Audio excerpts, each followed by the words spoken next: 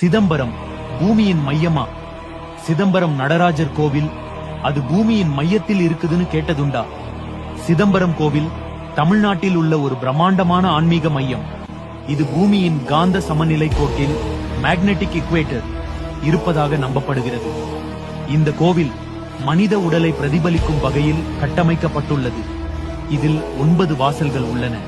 இது நம் உடலின் 9 துளைகளை குறிக்கின்றன. கோவிலின் கூரை 21,600 தங்க ஓடுகளால் ஆனது. இது ஒரு மனிதன் ஒரு நாளில் சுவாசிக்கும் மூச்சுகளின் எண்ணிக்கையை குறிக்கிறது.